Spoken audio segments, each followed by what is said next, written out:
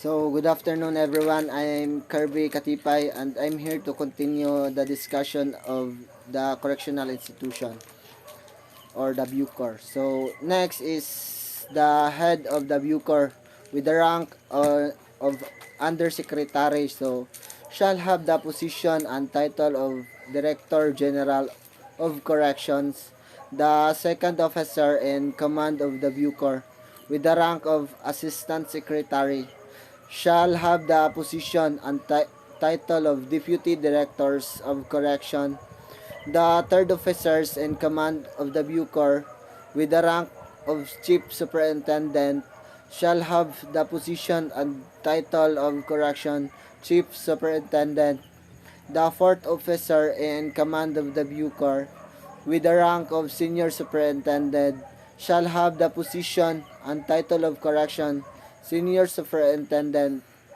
So next is the fifth officer in command of the Bucor with the rank Superintendent shall have the position and title of Correction Superintendent. So this slide tells about the officer the officer inside the penitentiary or the Bucor inside the institution or organization of Bucor. So next slide.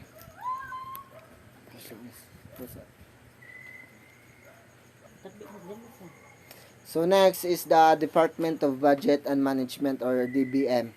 So shall rationalize the existing organizational structure and staffing pattern of the Bucor in accordance with the provision of this act and relevant compensation and position classifications of laws, rules, and regulations. So it tells that the Department of Budget and Management, they are the one who control the budget or the or they are the one who organize to manage the budget inside the institution for the inmates to avoid hungerness or also to provide good enough or I mean enough budget for them. So next slide. So next is the section 10, increase of personnel. So the Bucor shall maintain the custodial personnel to inmate ratio of 1:7. So the reformation personnel to inmate ratio of 1:24. Hence it is authorized to increase its manpower to met such ratio and may continue to increase personnel per percentage rate increase of committed inmates annually or as the need arises. So this section tells that it needs to increase the personnel for them to provide security to the inmates or the convict inside the penitentiary. Also, they need to have more personnel to the said institution to avoid escapes of the inmates. So next slide. So next is section 11. So professionalization and upgrading of qualification standard in the appointment of the Bucor personnel. So no person shall be appointed as personnel of the Bucor unless one possesses the following minimum qualification. So first qualification is a citizen of the Republic of the Philippines. Next, a person of good moral character. Next is must have passed the psychiatric, psychological, and drug and physical test for the purpose of determining his or her physical and mental health.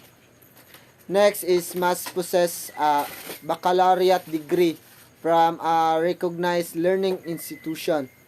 So fifth is must possess the appropriate civil service eligibility, must not have been dishonorably discharged or dismissed for cause from previous employment, must not have been convicted by final judgment of an offense or crime involving moral turpitude. So this slide is, or this section provide the qualification of the personnel in the Bucor. So they need that they need that the every personnel inside their institution will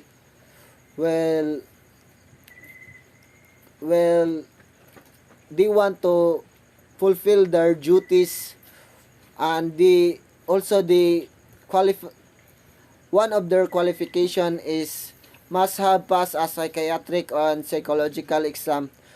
The purpose is to ensure the inmates that the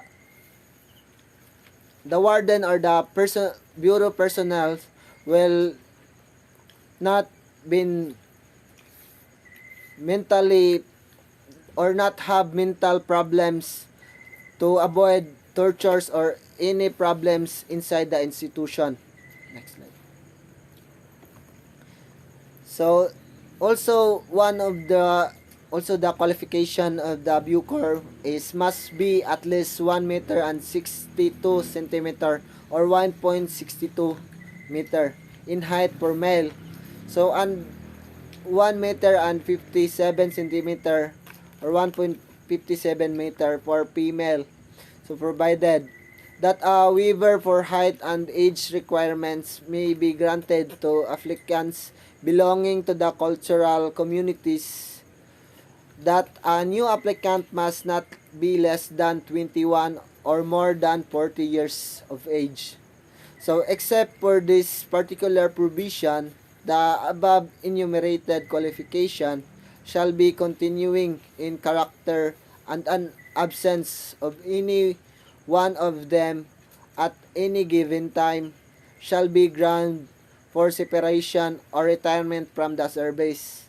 So provided furthermore that those who are already in the service upon the effectivity of this act shall be given 5 years from the date of such effectivity to obtain the minimum educational qualification and eligibility with subsidiary assistant as provided for in this act. So in this slide also provide the height qualification of all personnel inside the Bucor.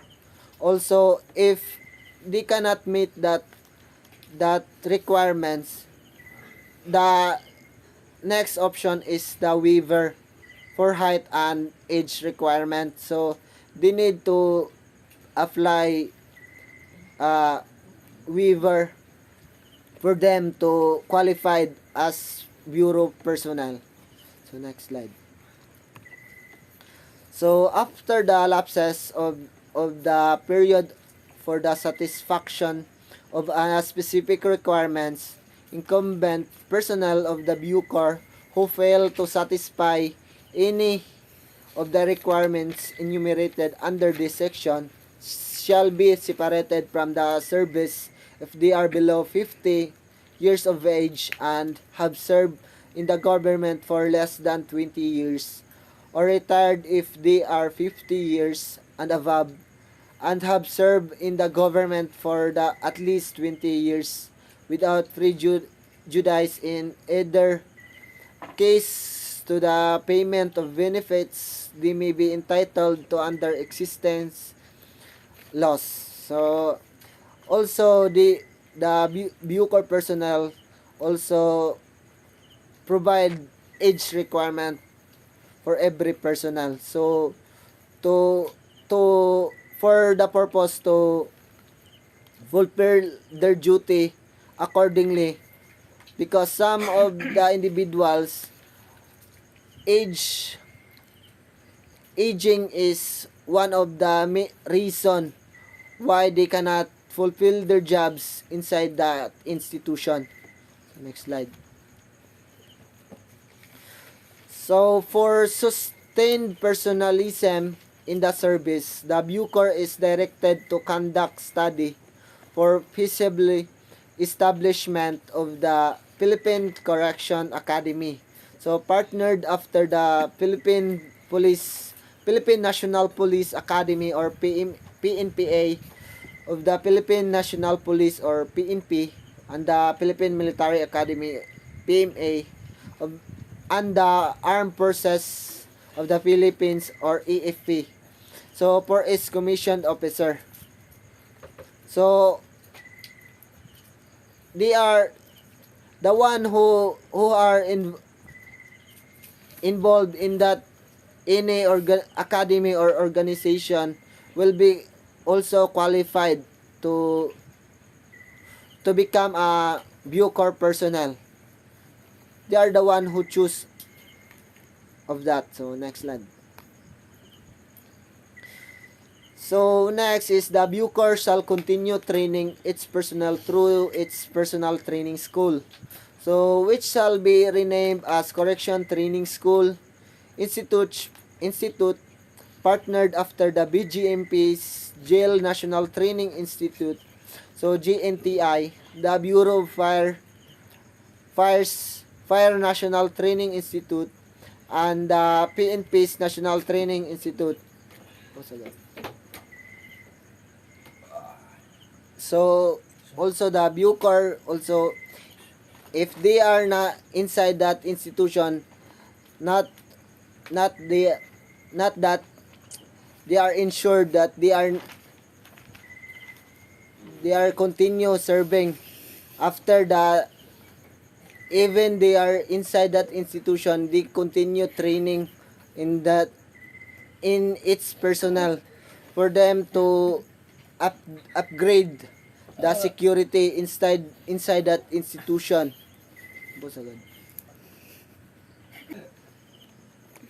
So next is section 12. So appointment of personnel to the Bucor. So the appointment of the Bucor shall be effective in the following manner. So first is correction officer to Correction Officer 1 to Correction Chief Superintendent appointed by the Director General of Corrections and attested by the Civil Service Commission CSC and the Director General of Correction and Deputy Director of Correction appointed by the President upon the recommendation of the Secretary of the DOJ with the proper endorsement by the chairman of the CSC. So also one of the requirement of the Bucor institution is all of this. So next slide.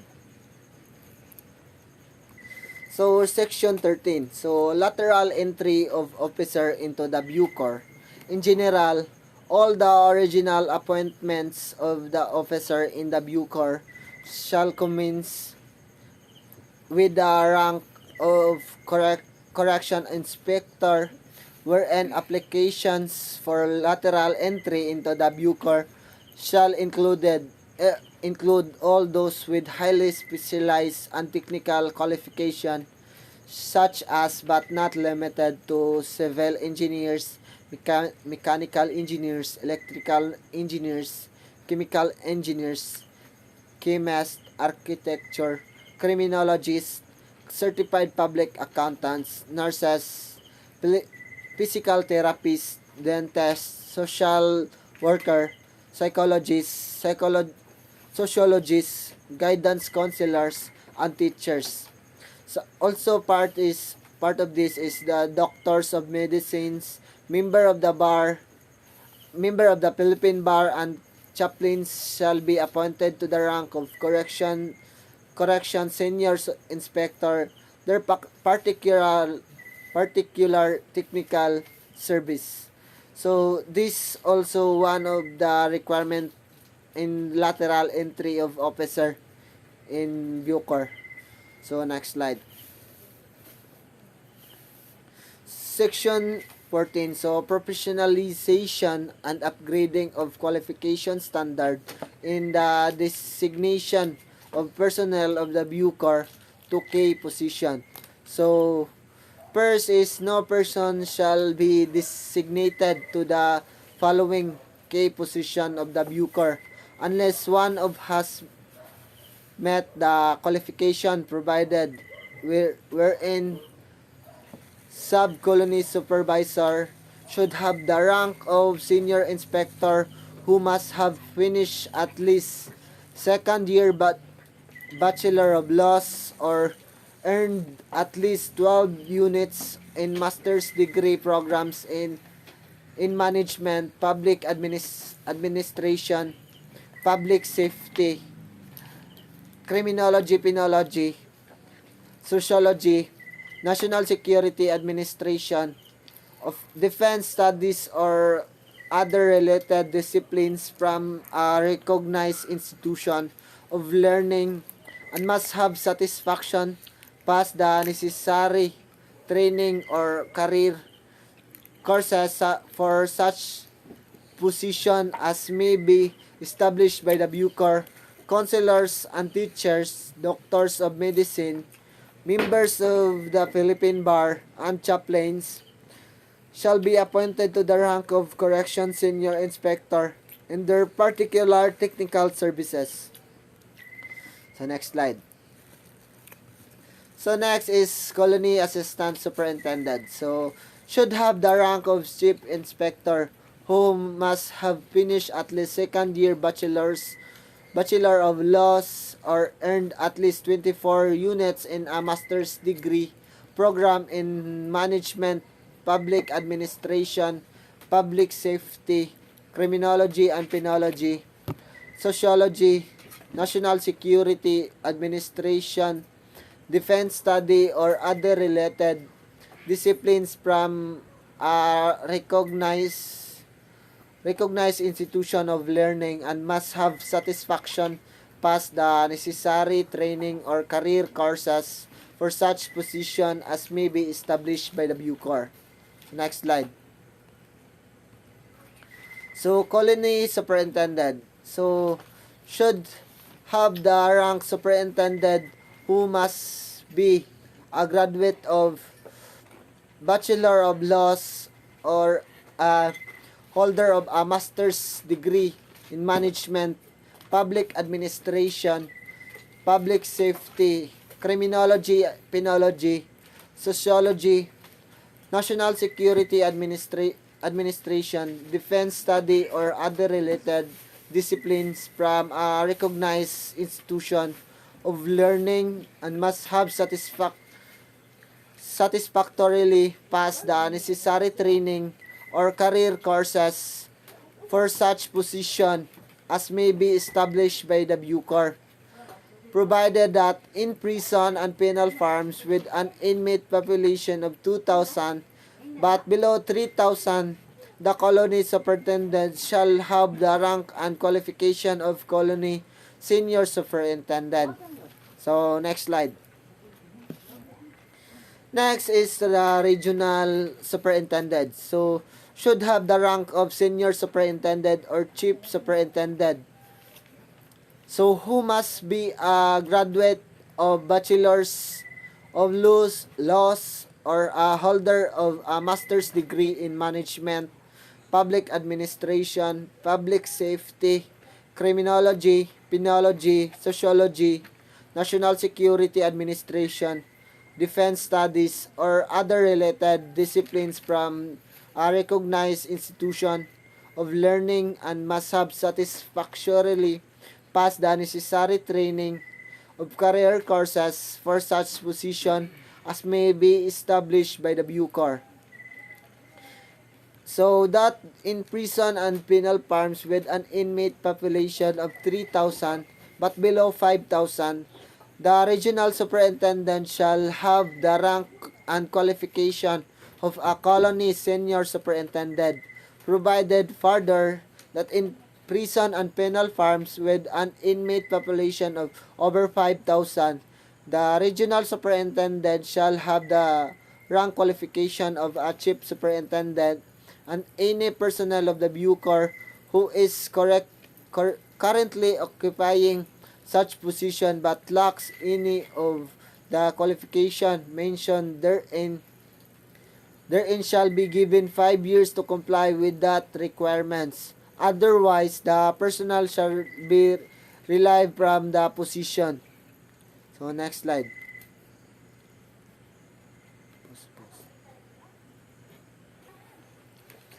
So, next is the section 15. So, professionalization and qualification upgrading program. The DOJ shall design and establish a professionalization and qualification upgrading program for personnel of the Bucor in coordination with the CSC and the Commission of Higher Education or CHED through an off-campus education program or the other similar programs within 90 days from the effectivity of this act. So, this section also provide that qualification of the Bucor shall be professional and also meet the qualification in